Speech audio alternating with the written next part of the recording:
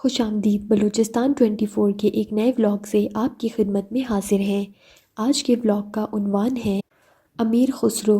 عظیم درویشوں اور صوفیہ کرام اور ان کے پیروکاروں کے مزارات پر اب بھی زائرین حاضری دیتے ہیں اور انہیں خراج تحسین پیش کرتے ہیں۔ بادشاہ آتے ہیں اور چلے جاتے ہیں، سلطنتیں بنتی ہیں اور بکھرتی ہیں، لیکن عظیم درویشوں اور صوفیہ کرام اور ان کے پیروکاروں کے مزارات پر اب بھی زائرین حاضری دیتے ہیں اور انہیں خراج تحسین پیش کرتے ہیں۔ ان کی عالمگیر محبت، قوت برداشت، اتحاد، عاجزی و انکساری اور بھائی چارے سے لوگ اب بھی تحریک پاتے ہیں۔ ہندوستان کی تاریخ ان عظیم مرد و خواتین کے ناموں سے بھری پڑی ہے جنہوں نے زندگی کو ایک نئی سمت عطا کی اور لوگوں کی سوچ کو ایک نئی سمت عطا کی اور ان کو متحد کیا اور ایک معاشرے کے رنگ میں رنگ دیا۔ امیر خسرو کا نام بھی ایسے ہی لوگوں کی فہرست میں شامل ہے۔ ہندوستان کا نامور ترین شاعر جس نے دہلی کے کئی ایک شہنشاہوں کی تخت خدمات سر انجام دی اور 99 شاعرانہ کام سر انجام دیے، امر حسن یاسین الدین خسرو امیر محمد سیف الدین شمس کے بیٹے تھے جو لاچی قبیلے کے ترک تھے۔ وہ بلخ سے ہندوستان آئے تھے اور اتر پردیش کے پٹیالہ ضلع میں مقیم ہوئے تھے جہاں پر 1253 بعد ازاں مسیح میں انہوں نے جنم لیا تھا۔ 651 ہجری خسرو ترکوں کی فیملی سے تعلق رکھتے تھے جنہوں نے سلطان شمس الدین التمش 607 سے 634 الہجری 1210 سے 1236 بعد ازاں مسیح کے دور میں ہندوستان کی جانب ہجرت کی تھی۔ ان کی پرورش اور تعلیم و تربیت ان مسلم روایات کے تحت سر انجام دی گئی تھی جو ان دنوں مروج تھیں۔ 13ویں صدی عیسوی میں مروج تھیں۔ وہ عظیم محب وطن تھے اور انڈیا سے بے حد محبت کرتے تھے۔ وہ کہتے تھے کہ حب الوطنی نصف ایمان ہے، پیغمبر اسلام صلی اللہ علیہ وآلہ وسلم کی حدیث مبارک، اور حب الوطنی مذہب کا ایک لازمی جز ہے۔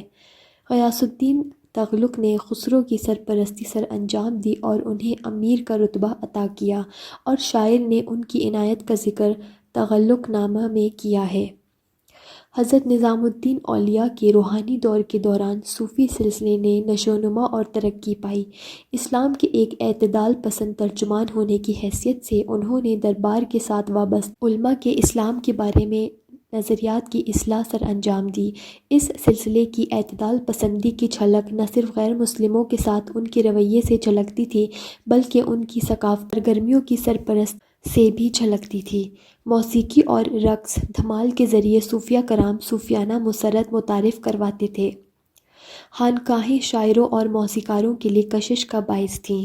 در حقیقت اس دور کی تمام تر ادبی سرگرمیاں چشتیہ نظریے سے متاثر تھیں۔ شیخ عبدالحق محدث دہلوی نے اپنے خراج تحسین میں فرماتے ہیں کہ امیر خسرو شاعروں کے سلطان اور علم و فضیلت کے ثبوت ہیں۔ کلام کی وادی میں وہ دنیا میں بے مثال ہیں اور بنی نوع انسان کی روح ہیں۔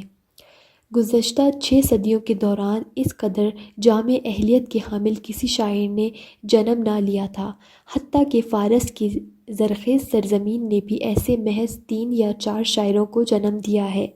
خسرو افغانستان، ایران، وسطی ایشیا اور ہندوستان برصغیر کے لوگوں کے درمیان رابطے کی ایک بڑی علامت ہیں۔ ہندوستان میں وہ 2 نمایاں اور ممتاز ثقافتوں کے ملاپ کی نمائندگی کرتے ہیں، ان کی موسیقی کو سنوارتے ہوئے گانے اور آلات موسیقی میں، اور ایسی ایجادات جیسے قوالی، قوال، ترانہ اور ستار وغیرہ۔ ان کی فارسی کی غزلیں ہنوز ترکستان میں یاد کی جاتی ہیں اور گائی جاتی ہیں۔ ان کے علاوہ ایران اور ہندوستانی برصغیر میں بھی گائی جاتی ہیں، جبکہ ان کی ہنداوی ہندوستانی شاعری ہندوستانی وراثت کا حصہ بن چکی ہے۔ اسے مرد، عورتیں اور بچے تمام تر شمالی حصے میں گاتے ہیں اور ان کی شاعری نے ہندوستان کے عظیم روحانی رہنماؤں کی سوچوں اور کاموں کو متاثر کیا تھا، مثلاً گرو نانک، کبیر، وارث علی شاہ وغیرہ وغیرہ، جنہوں نے جواب میں ہندوستان کی نسلوں کو متاثر کیا اور مختلف اعتقادات کے حامل لوگوں کو ایک دوسرے کے قریب تر کیا۔ لہٰذا خسرو اور ہندوستانی برصغیر کی گوناگو ثقافتوں کے درمیان ایک رابطہ بنے، کیونکہ وہ ہندوستان کے مذہب اور ثقافت سے محبت کرتے تھے۔ ان کی فلسفہ سیکولر نوعیت کا حامل تھا۔ لوری جسے امیر خسرو نے کمپوز کیا تھا وہ ہر گھر میں گائی جاتی ہے، خواہ یہ ہندو کا گھر ہو یا مسلمان کا گھر ہو یا بدھ مت کے پیروکار کا گھر ہو۔ امیر خسرو ہندوستانی موسیقی کے بے حد تعریف کرتے تھے اور برملا یہ اعلان کرتے تھے کہ کسی بھی ملک کی موسیقی ہندوستانی موسیقی سے بڑھ کر نہ تھی۔ وہ ہندوستان کے ساتھ والہانہ محبت کرتے تھے، لہٰذا ان سے یہ امید نہیں کی جا سکتی تھی کہ وہ ہندوستانی موسیقی کو نظر انداز کریں گے۔ امیر خسرو ہندوؤں کی علمی استعداد کی بے حد تعریف کرتے تھے۔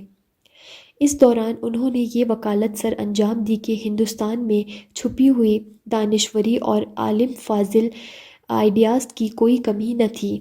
یونانی فلسفے کے میدان میں اپنی کامیابی کے لیے مشہور تھے، لیکن ہندوستان بھی کسی سے پیچھے ہرگز نہ تھا۔ یہاں ہندوستان میں منطق، علم، فلکیات اور دیگر علوم کا مطالعہ بآسانی سر انجام دیا جا سکتا ہے۔ بے شک ہندو فلسفہ قانون نہیں جانتے تھے، لیکن ان کا فزکس، ریاضی اور علم فلکیات کے میدانوں میں علم قابل تعریف ہے۔ ناظرین، آج کا ولاگ آپ نے دیکھا اور سنا۔ یہ پروگرام آپ کو کیسا لگا؟ کامنٹ سیکشن میں اپنی قیمتی آراء سے آگاہ کریں۔